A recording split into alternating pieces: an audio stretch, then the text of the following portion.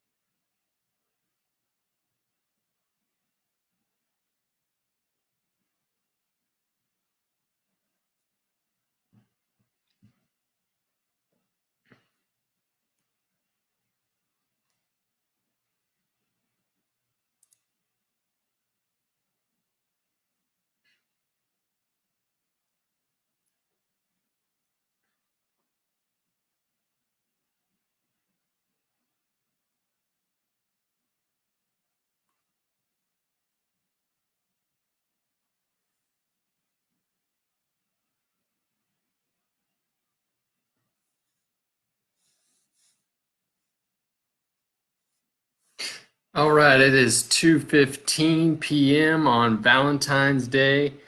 My name is David Dobbs, so I'm going to be going over weight management strategies. I'm starting a local business here in Hartwell, Georgia. It's called Jevity with the 3.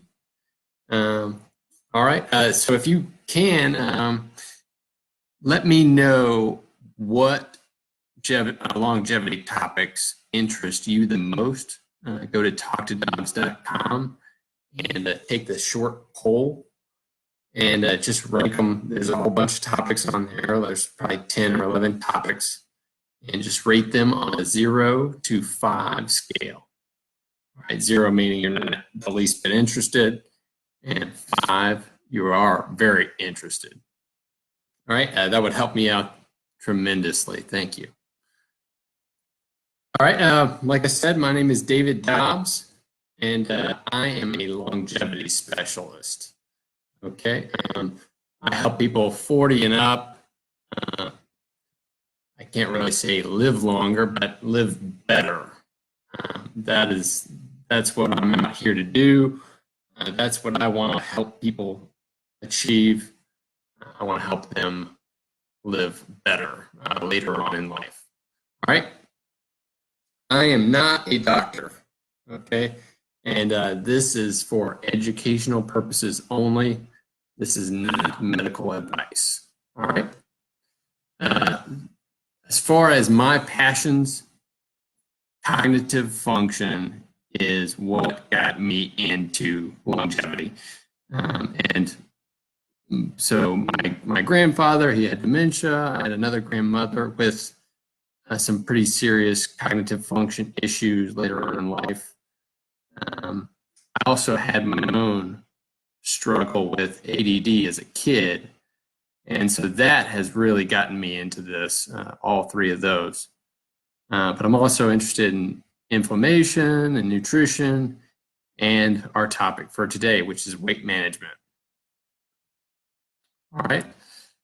So there's this diet out there called The Biggest Loser Diet, or it's a TV show, and it's a tremendous show. It's great entertainment, and the contestants on the show they go through a very awesome body transformation, and the the diet itself is ranked very highly. And the approach, it's an eat less, eat fewer calories, and move more, so exercise more. And it's sort of an everything in moderation approach. Okay? And one of the major problems with this would be the baseline metabolic rate. It drops pretty severely, and so this can be a pretty serious side effect if you don't do this properly. So I'm going to unpack why that is here. All right. So these contestants, they do metabolic studies on these contestants, and the resting metabolic rate, for instance, is how many calories would the contestant burn, or would the person burn, if they rested all day? So if they didn't do anything, they didn't get out of bed, how many calories would their body just automatically burn? Okay? And then the non-resting metabolic rate is how many calories they actually burn throughout the day, including with exercise. All right? And so from week 1 to week 6, they exercise a lot, right? And so their calorie expenditure, the metabolic rate, is forced up. All right? And then their resting metabolic rate, it actually drops. Okay, they're restricting the number of calories that they eat, and therefore their body pulls back on their resting metabolic rate. All right, and then from week 6 to week 30, they can't exercise at the same intensity as they did before in the first 6 weeks. And they also don't weigh as much gradually throughout. So we would expect this non-resting metabolic rate to drop. But then the resting metabolic rate continues to drop from week 6 to week 30. And that can be a pretty big problem, after week 30. And so what happens with these contestants is they, without the coaching after week 30, when they leave the show, they all gain the weight back. They don't have a reunion show, and it's because they've mostly all gained that weight back. So what would happen to this person, one of these contestants, a year down the road, right? What would continue to happen to their resting metabolic rate and their non-resting metabolic rate without the coaching? How would this person feel with their metabolic rate dropping continuously? And actually, when you're doing one of these calorie restrictive diets, your body has to adapt to the lower number of calories. So it actually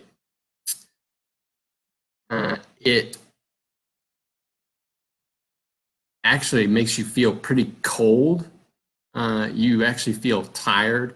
You don't really feel lively. You feel kind of grouchy. You feel like crap, frankly.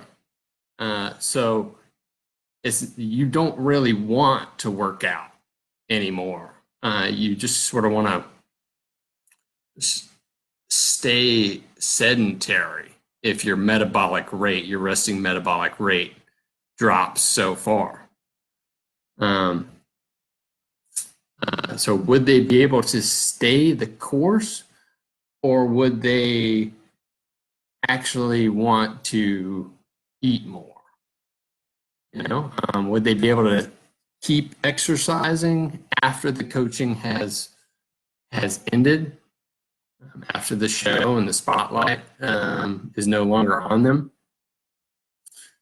You know, this calorie counting approach does not take into account insulin.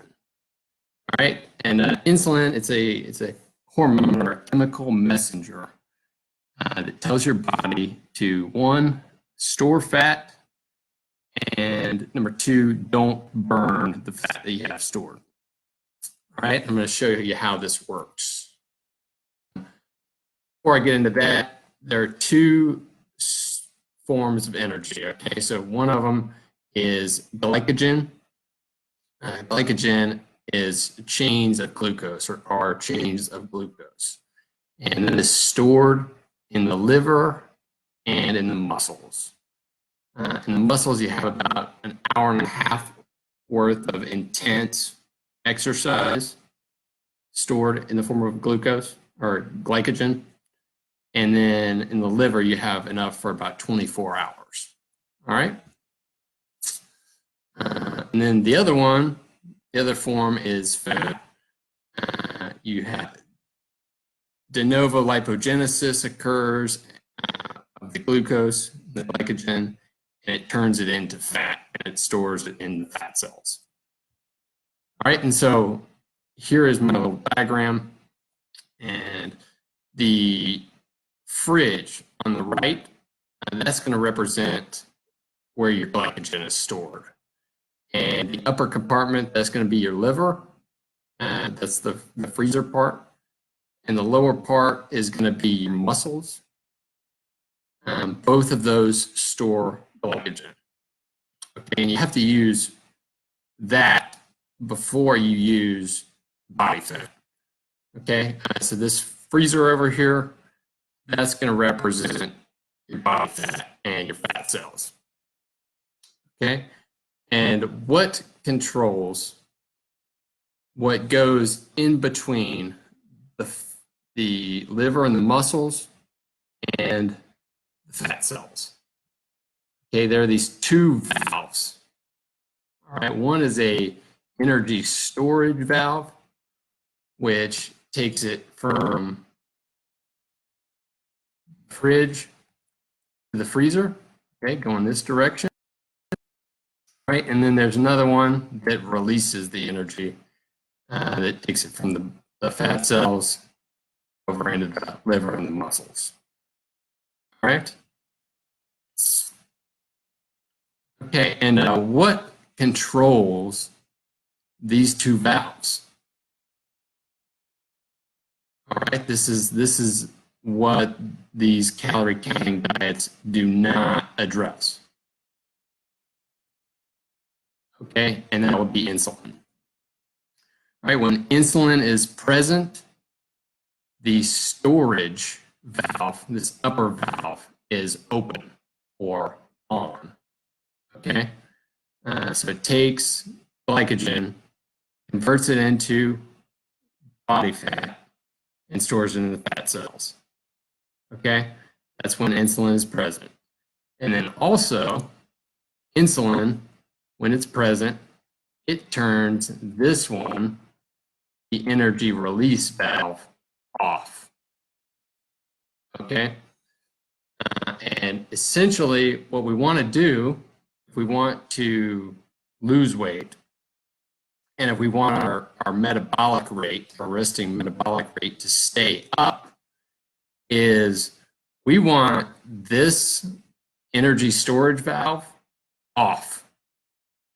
And we want this energy release valve on. And we want those in that fashion for as long as possible. All right? Insulin is a good thing. Insulin does have its purpose. Okay, but we don't want it elevated all day long. Okay?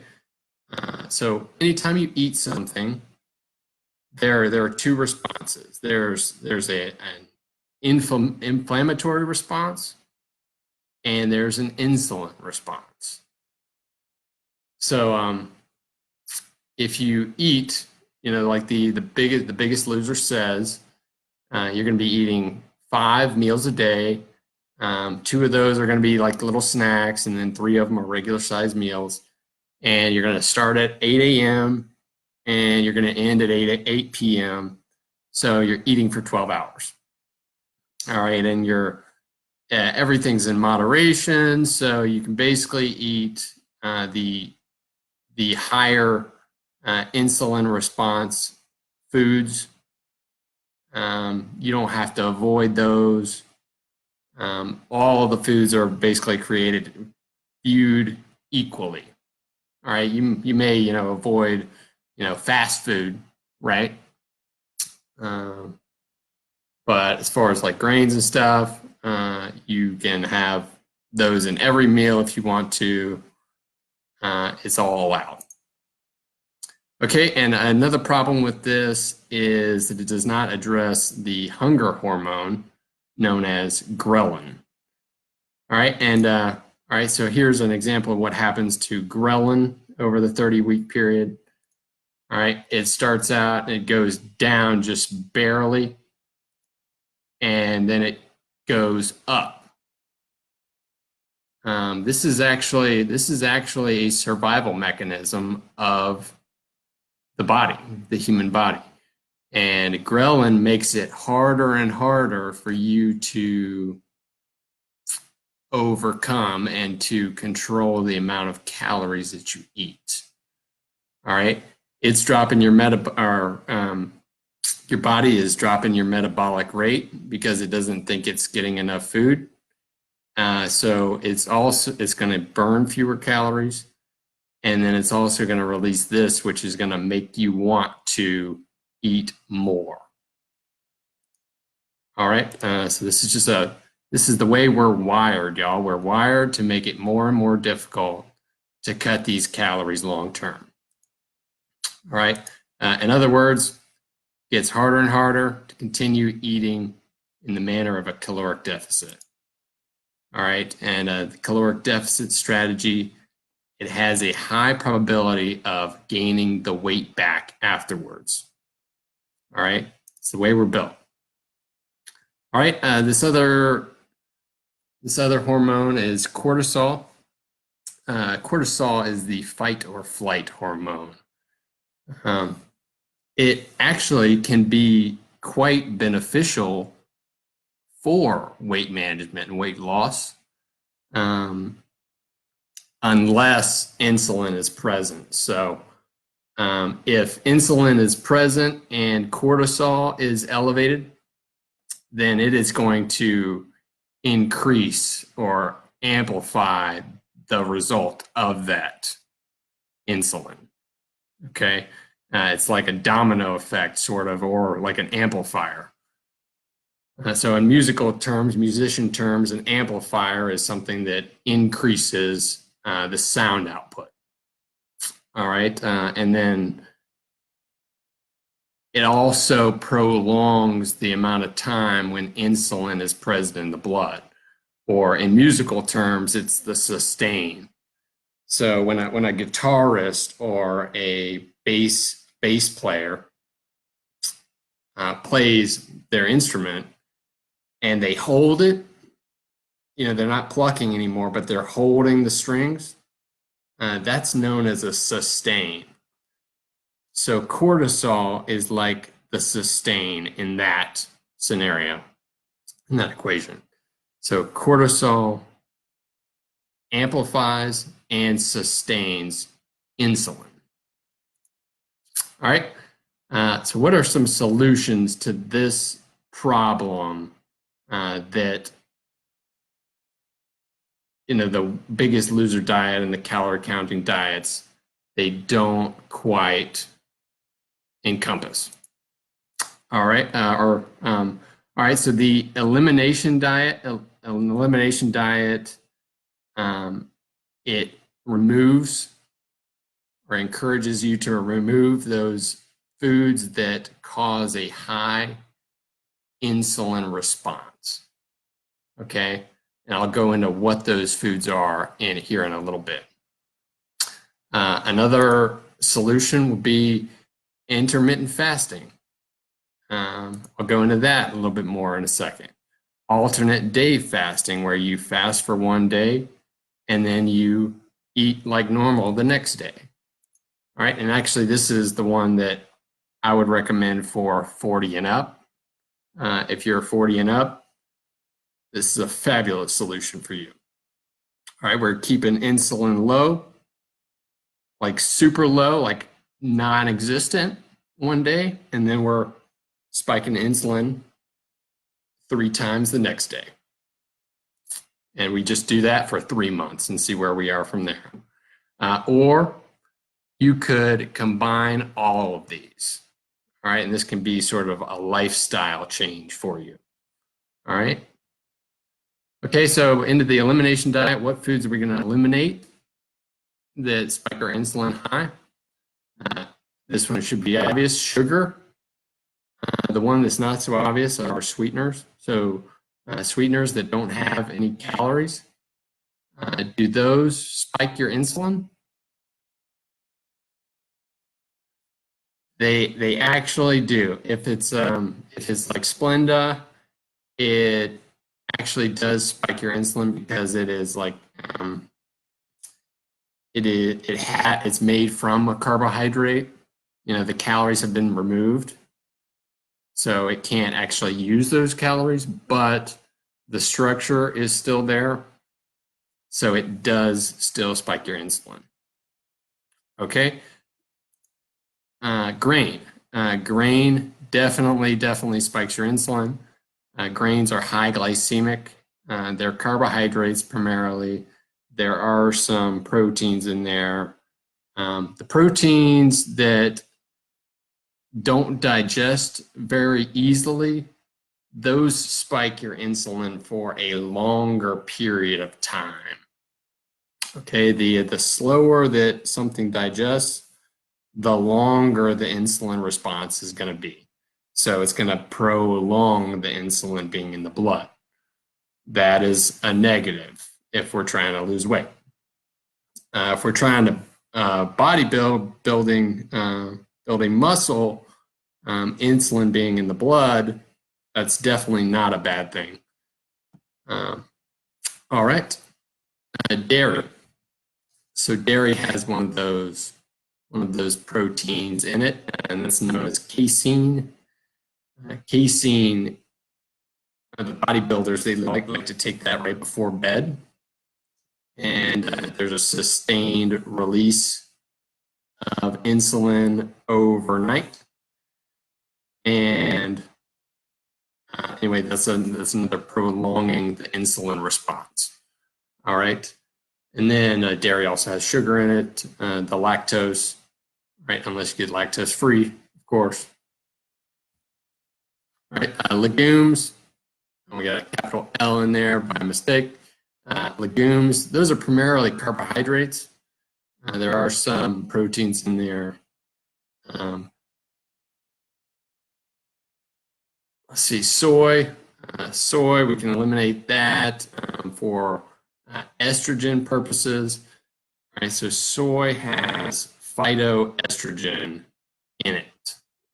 All right, so phytoestrogen, your body actually cannot tell the difference between phytoestrogen and regular human estrogen. It's the female sex hormone, right? So we're going to avoid soy and alcohol. So not all alcohols are created equally. Some of them have fructose in them. Some of them have grains in them. So like beer, for instance, beer is made from grain, most of it. Hops, wheat beers. I love IPAs. I also love red wine, and red wine has fructose. Fructose is a slow digesting sugar. Well, not necessarily digesting, but your body processes it differently than it does glucose. Glucose can go straight into the bloodstream. All right, but fructose, before it goes into the bloodstream, it has to be processed by the liver. So glucose will have a higher glycemic index, and fructose will have a lower glycemic index. And so I'm basically talking about sugar and sweeteners here. Fructose lengthens the amount of time that your insulin is present in the blood. So really the fructose in the wine can actually be a bigger negative than just regular sugar. Okay, and so there was a sweetener called agave nectar, and agave nectar originally got a lot of praise because it's low on the glycemic index, right? And the reason why it's low on the glycemic index is because it's 20% glucose, but it is 80% fructose. So once they figured that out and that got popular, they were like, oh no, agave nectar is actually worse for you than sugar. So sugar, this is quite in detail. I've never gone this into detail before.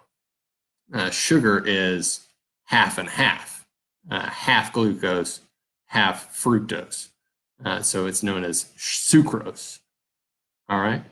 And, there's a sweetener out there that's super popular. It's in almost everything here in America. It's called high fructose corn syrup. All right, it would be worse than sugar because it is a higher part fructose.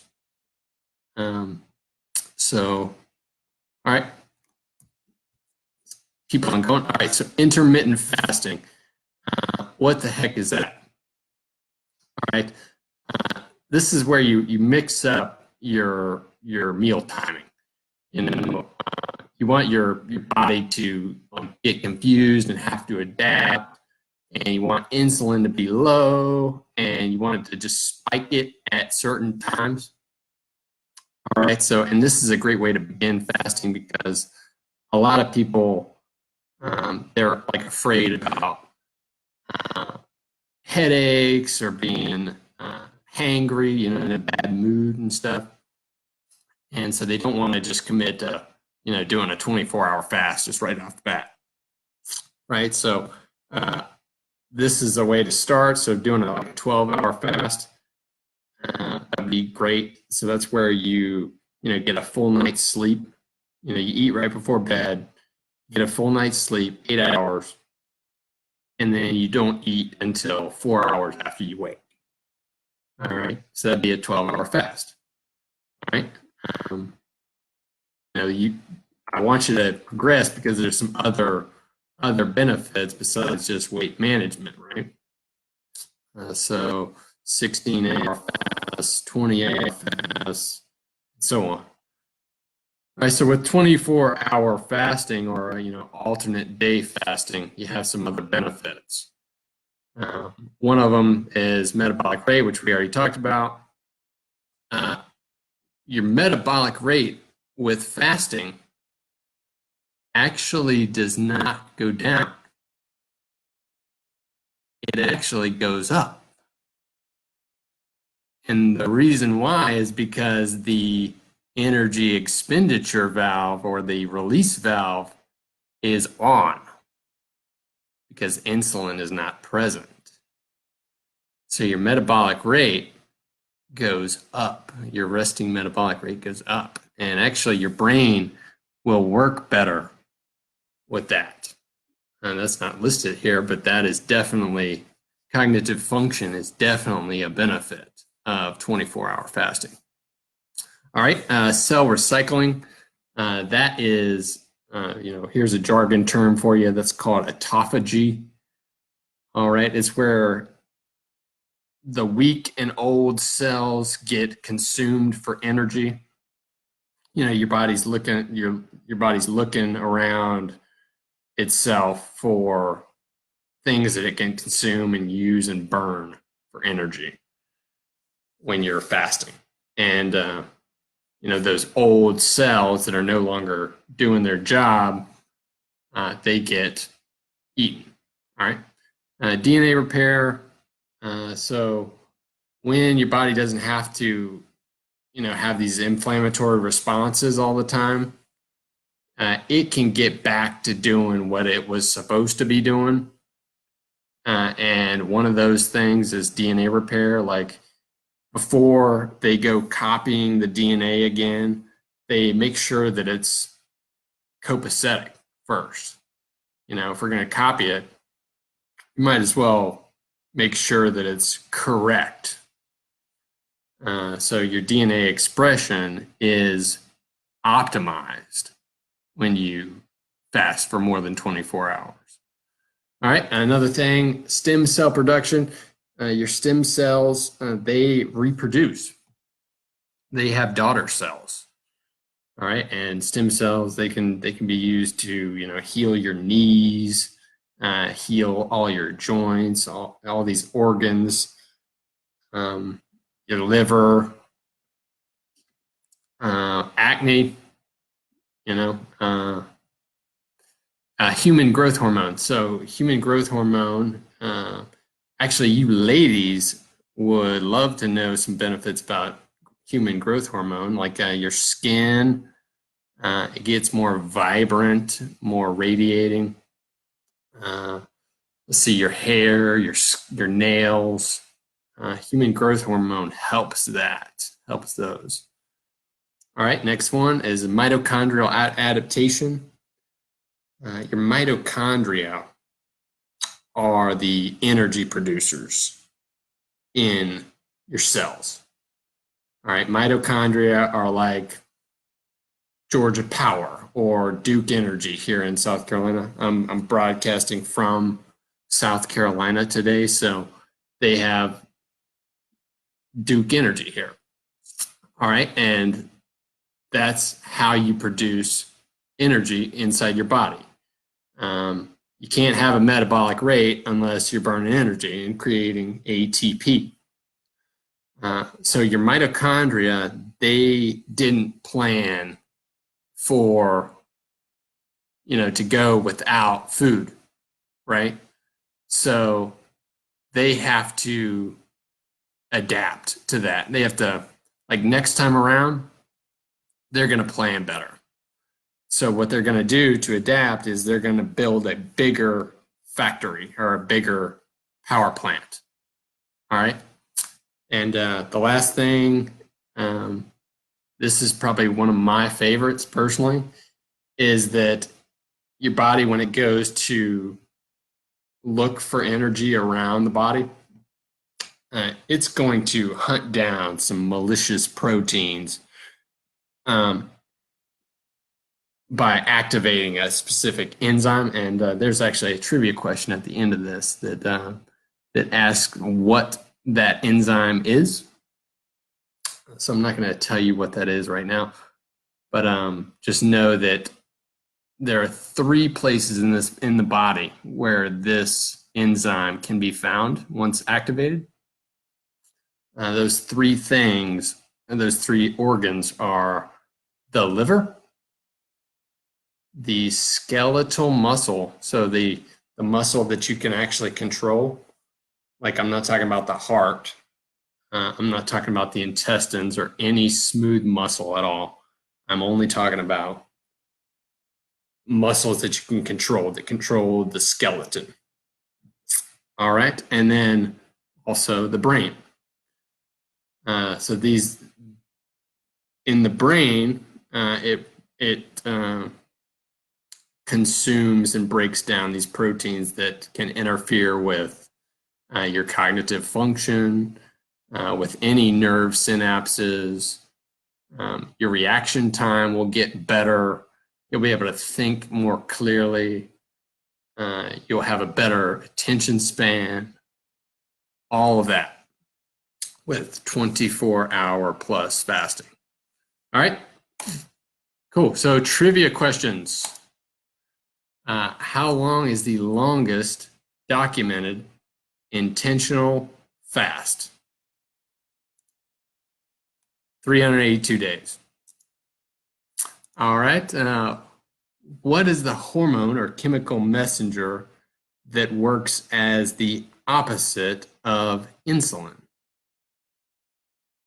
So back to that slide with the fridge and the freezer and the valves. So this is going to turn that energy storage valve off, and it's going to turn that energy release valve on. What is that hormone called? I actually have a hint for you guys, and that is take the word glucose and gone, and you put those two words together, and what do you get? Glucagon. All right, so that's the chemical hormone that we want to activate and have in the blood. All right. Another trivia question. Here it is. What is the enzyme called that takes part in balancing energy in the body when carbohydrates and protein is not consumed? I do not have a hint for you on this one. All right, that is called AMPK. AMPK, activated protein kinase. All right, so that is present in the liver and in the muscle, the skeletal muscle that is, and in the brain when we fast, basically. You know, certain fats do not interfere with this process, but carbohydrates and protein, they do interfere with this. All right. All right, this might be the last trivia question that I have. Yes, I believe it is. Which of the following is the highest on the glycemic index? All right, so basically, which one is going to spike your insulin the highest and the quickest? All right, a banana, a teaspoon of sugar, a slice of wheat bread, or a scoop of ice cream.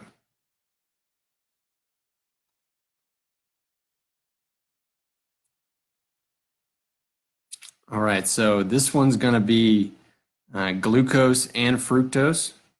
You know, it's a fruit. Sugar is going to be both fructose and glucose as well, because it's sucrose. It's a 50-50 mix between glucose and fructose. Ice cream is going to be lactose. It's going to be casein. Oh, and I think I just gave away the answer. A slice of wheat bread. The wheat bread is obviously the answer. That is glucose. That's like straight up glucose, pretty much. It has a glycemic index of like 71, and the teaspoon of sugar is only 50. You know, it's quite funny that we're taught, you know, how healthy wheat bread is, right? And it spikes your insulin the highest out of any of these. Now it is a fast. So high glycemic means fast. It raises your blood sugar the fastest. All right. Cool. All right. So like I said, I'm starting a local business here in town. It's going to be a 501c3 nonprofit organization. And, you know, we want to help the community. We want to help people who are 40 and up live a better life. We want to improve their health, education, and their experience, you know, on Earth. All right, well, we can. So we have a few needs. If you feel led to help with that, We need equipment. We need workout equipment. So if you have some old, unwanted, or even if it's new, just unwanted, fitness equipment, we need that. Even if it's old, even if we're not going to use it in our gym, we can still sell it. We can sell it on Facebook. We can still, try to turn that into money so that we can buy new equipment. All right. We also need monetary donations, of course. We could definitely use those. Rent is not free. All right. Volunteers to get the word out on longevity and what we're doing and this webinar series. This is Longevity 101. This is, a course. We need people to get the word out. All right, event host. So if you want to host one of these talks, one of these discussions in your home, I will happily come there so long as I have the time. We just need to schedule it. So long as you have 5 people that need to hear this message or want to hear this message, I'll be willing to travel to you. All right. Grant writers.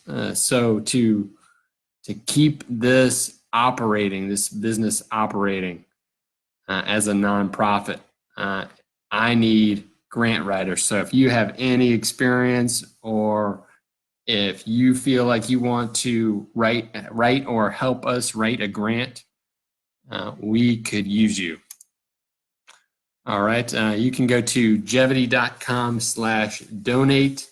And you can donate monetarily. You could also, I'm putting together a list of specific equipment needs. It's not up yet, but it will be soon at longevity.com with the 3/needs. Here is my contact info. So my name is David Dobbs. This is my cell phone number, 770-842-1399. and longevity@gmail.com. Anyway, I'd love to hear from you.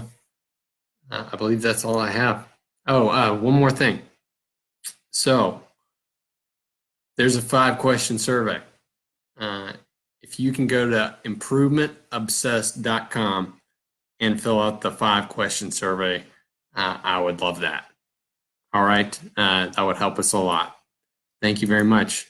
All right, that'll be all. Please share, please comment, and please reach out. All right, thank you. Bye.